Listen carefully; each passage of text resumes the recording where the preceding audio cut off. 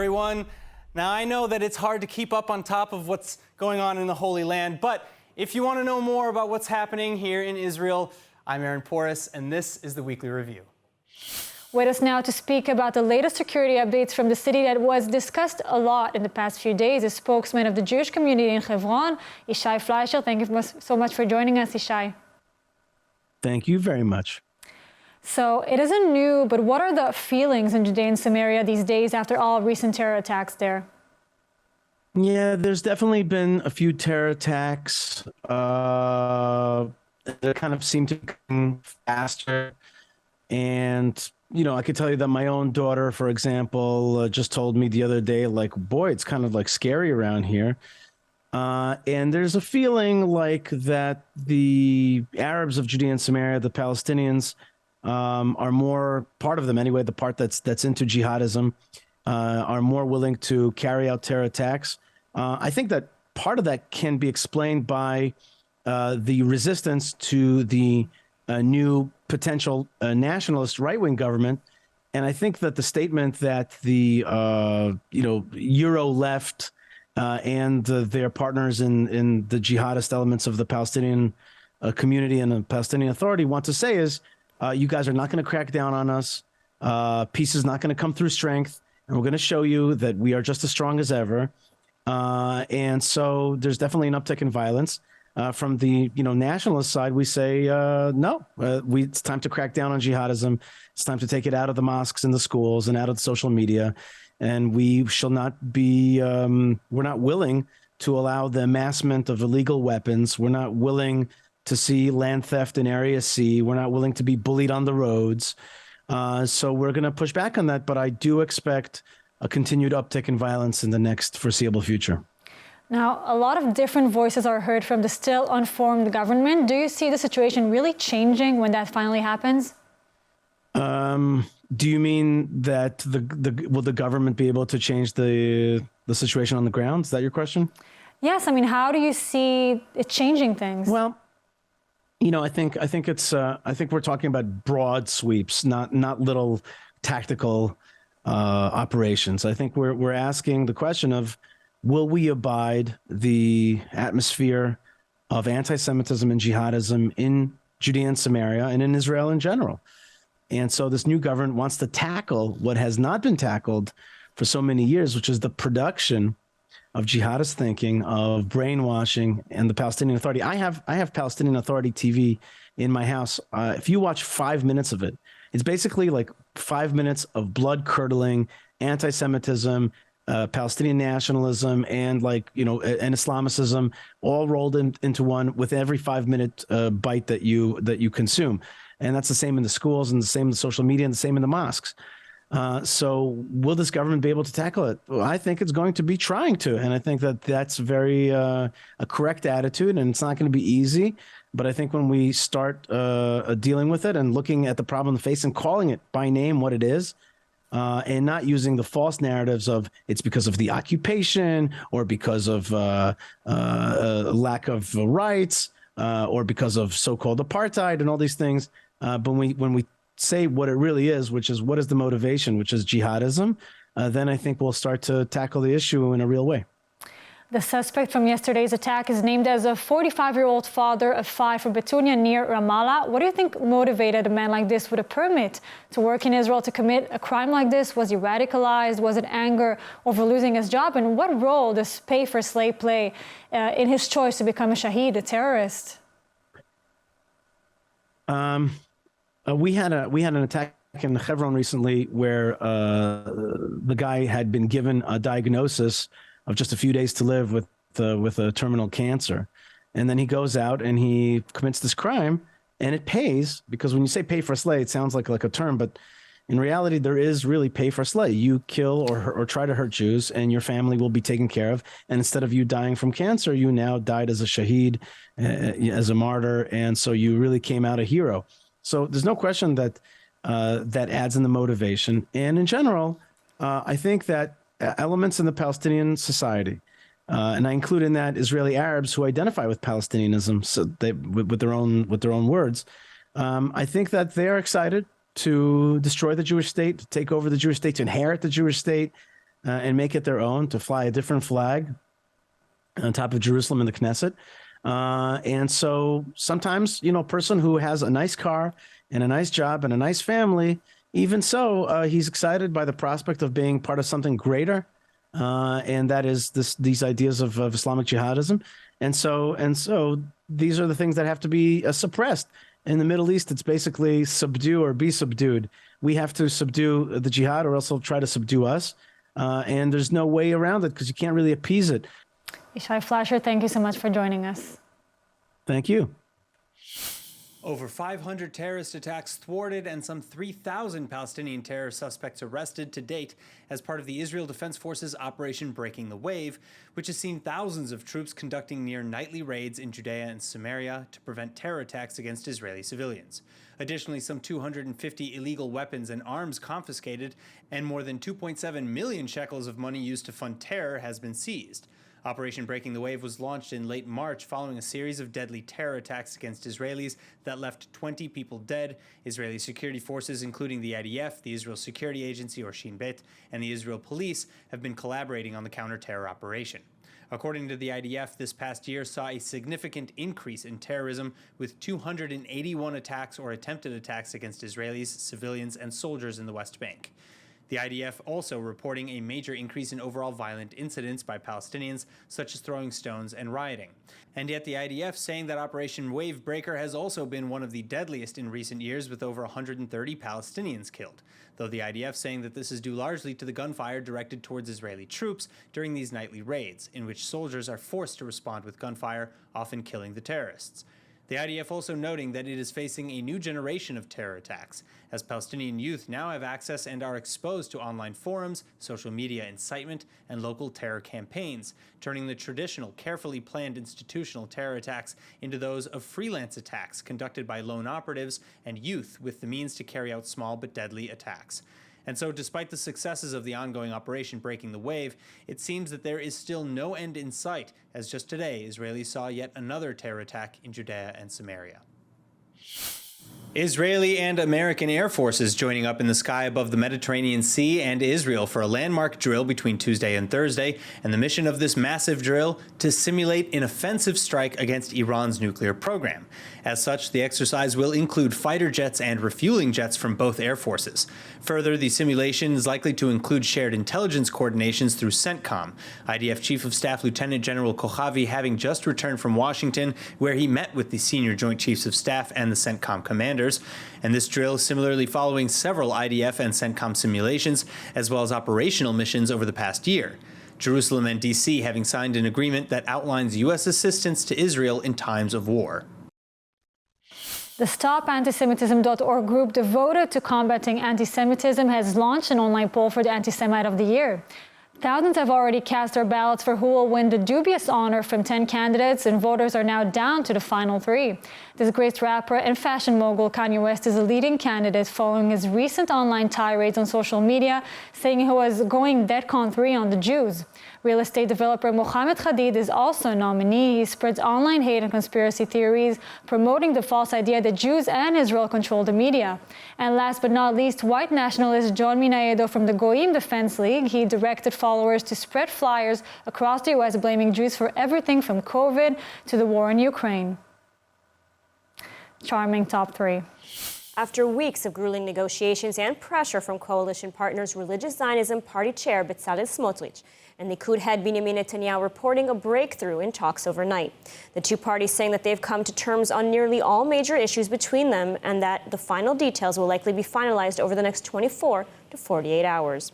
In the meantime, among the agreements, Smotrich's party saying they've agreed to Netanyahu's request to immediately appoint a temporary Knesset speaker in order to introduce and pass the controversial court override bill, and also to allow Shas Chair Aryeh Deri to serve as a minister.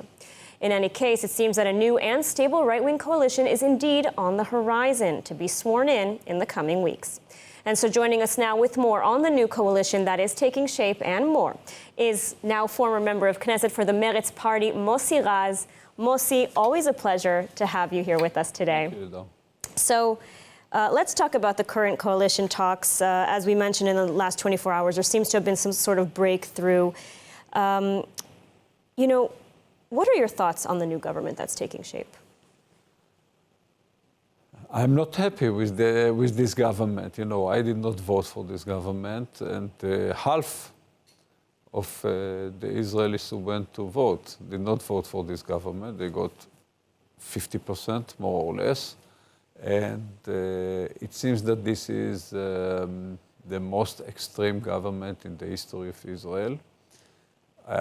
I believe even Netanyahu himself is not happy about this government. The far right is, and the ultra-Orthodox are very powerful. Netanyahu is not far right, and he is not ultra-Orthodox. And many of the things that they demand, he is not supporting by himself. I'm sure that he wants or wanted center parties to join him. And in the 15 years that he was prime minister, he always had with him center parties, sometimes even center-left parties, Labour. And this now he has to manage alone with all these extreme people. It's going to be very difficult even for him. So it's going to be difficult for me too. As part of what they demand is to confront most of the Jews in the world, you know, when they don't want to recognize, for example. Well, I want to get to the specifics in a minute, but I mean, you know, you mentioned this is the most, I think, far-right government in Israel's history, and yet the people did vote for it. You mentioned, you know, 50%, a little bit more than 50%, I would say, especially, for example, with Bezalel Smotrich, Itamar Ben-Gvir receiving, you know, becoming the third largest party in the Knesset before they split. Do you see this sort of as a failure of the left, you know, and specifically with Meretz that didn't pass the electoral threshold? You know, is the Israeli public moving to the right? I think that, you know, specifically with Meretz, that we did not make it through the threshold, 3.25%. It happened to us in the past, but the threshold was not that high in the past. And specific for the left, we got 49.5 or 0.6%. It's exactly like we got in 1992 and most of the years in the last 3 decades. But because of technical issues, the thresholds and other things, we didn't have the majority. Yes, the left has problems here, everywhere. Social democracy is not that popular anymore. If we talk about the families in Israel, you know, if you vote for the right wing, probably you have a larger family, and then the young generation is way more supportive to the right wing. But in spite of all that, we are still 50%. Now, let's talk about, you know, this current coalition that seems to be taking shape. It hasn't formed yet, and yet it has received, you know, a lot of criticism from both outside and within Israel over its intended policies. We can start, for example, with, you know, Defense Minister Benny Gantz, who recently said that Ben-Gvir's appointment as National Security Minister will harm Israel's security. What are your thoughts on that? You know, it's not a revolution here, yes, because it was in a democratic way, but this is a revolutionary change in Israel. If you take somebody who was a terrorist, he was charged in court a few times as supporting terror organization, that the Israeli army didn't want to recruit because of his past. And now he's going to be a minister in charge of security, of national security. This is a real change in Israel that we could not expect even 1 year ago. So it's not only the fact that it's right-wing and far right. It's a real change that, and of course, a person like Gantz, and like myself even, but who is the defense minister, was the chief of staff, who did not even thought that there is a reason to take a person like Ben-Gvir to the army. And now we see him actually not replaced him, but going into the cabinet, and Gantz is going to be out of the cabinet. But it seems that, you know, the Israeli public has overwhelmingly said that they need more of a firm hand against terrorism. You know, we're seeing constant terrorist attacks. We saw just one today. Yes, perhaps this is the way that Israel needs to go. Yeah, I think, no, it's not the way Israel needs to go, but yes, this is the results of the elections. It's not that the left is so weak, it's that the far right is so powerful. They got 11% compared to, I think, 5% a year ago and a year and a half ago. And yes, Israelis want to see, and it's natural. I think in all the history of the world, nations always supported wars. And I want to talk also about, the very controversial override bill, as it's being called, which critics are saying will erode democracy by limiting the powers of the courts. I just want to hear your thoughts on this bill. Clearly, you're against it, but what are your thoughts on this? Of course, I'm against it. I think that it comes from a narrow thinking about democracy as a system that it's only about majority and minority, not about human rights, not about constitutional values, not about anything else. All right. Well, Mossi Raz, former member of Knesset for the Meretz Party, thank you so much for taking the time to speak with us and provide your thoughts on the new coalition. Reacting to recent terrorist violence and clashes in Judea and Samaria, Pope Francis is calling for greater efforts by authorities to renew peace talks between Israel and the Palestinians. Speaking in the Vatican to tens of thousands of Catholic worshippers in St. Peter's Square, Francis warned that violence was harming the future for both sides. Referring directly to the two bombs set at Jerusalem bus stop, killing 2 Israelis last week, Francis called the attacks vile and expressed increasing concern about the rise in casualties on both sides. Mercoledì scorso 2 vili attentati a Gerusalemme hanno ferito tante persone e ucciso un ragazzo israeliano. E lo stesso giorno, durante gli scontri armati a Nablus, è morto un ragazzo palestinese. La violenza uccide il futuro, spezzando la vita dei più giovani e indebolendo le speranze di pace. Preghiamo per questi giovani morti, per le loro famiglie, in particolare per le loro mamme. Pope Francis visited Israel in 2014 and has been a strong proponent of a peace agreement between Israel and the Palestinians. Some 2,500 extreme athletes today part in this week's Continental Ironman Championship held for the first time in Israel. The extreme sport events included over 800 international competitors from 58 countries. As a sign of the times, athletes came from several Arab countries too, including the UAE, Bahrain, and Morocco. A veteran former Ironman champion Sebastian Kienle from Germany was thankful to make it to Israel ahead of his upcoming retirement. Very curious to see Israel, to be here, be in this country, and what better place to start the farewell tour, more or less, than the place where it all began, more or less. In the men's pro category, Germany's Patrick Lange finished first to earn the title Ironman Israel and Middle East, competing in the grueling course with a personal record of 7 hours and 42 minutes. In the women's pro category, Ruth Assel was best, competing the competition with a time of 8 hours and 41 minutes.